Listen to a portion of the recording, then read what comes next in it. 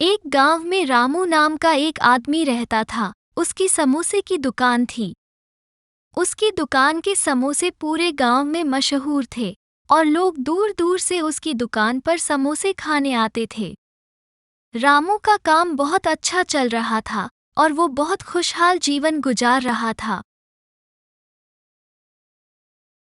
रामू की दुकान के सामने एक राजू नामक आदमी की भी समोसे की दुकान थी, पर उसकी दुकान पर केवल कुछ लोग ही समोसे खाने आते थे। राजू रामू से बहुत जलता था।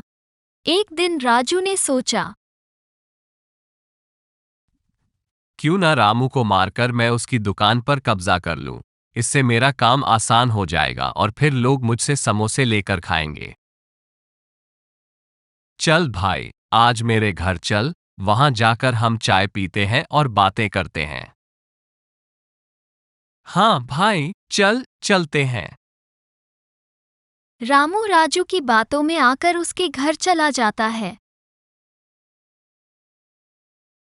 राजू चाय बनाने चला जाता है और चाय बनाने में देर हो जाती है। तो रामू कहता है, अरे राजू भाई, और कितनी देर है चाय को? मुझे अपने घर भी जाना है। अरे भाई, आ रहा हूं, इतनी भी क्या जल्दी है? राजू चाय में जहर मिला देता है और रामू चाय पीने के कुछ देर बाद ही मर जाता है। अरे वाह भाई, सांप भी मर गया और लाठी भी नहीं टूटी। ये कहकर राजू रामू की लाश को जंगल में फेंक देता है। रामू मरने के बाद एक भूत बन जाता है।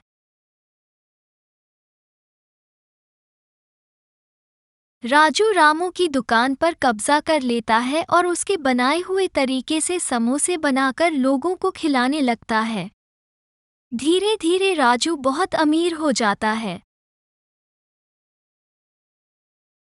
राजू समोसों के मसाले बनाने के लिए बहुत ही लो क्वालिटी की चीज़ों का इस्तेमाल शुरू कर देता है, जिससे लोग बीमार होने लगते हैं। रामू इस दृश्य को देखकर बहुत दुखी होता है और वो राजू की सच्चाई सभी के सामने ले आता है। रामू को भूत के रूप में देखकर लोग बहुत डर जाते हैं। गांव वालों, डरो मत। मैं तुम लोगों का रामू समोसे वाला हूं, जिसे राजू ने धोखे से मार दिया था। अब ये तुम लोगों को लो क्वालिटी के समोसे तैयार करके खिलाता है, जिससे गांव के लोग बीमार हो रहे हैं। गांव के लोग राजू को बहुत पीटते हैं और राजू अपना अपराध स्वीकार करने के बाद रामू से माफी मांगता है और फिर अपने आप को पुलिस के हवाले कर देता है और रामू हमेशा के लिए गांव छोड़कर चला जाता है।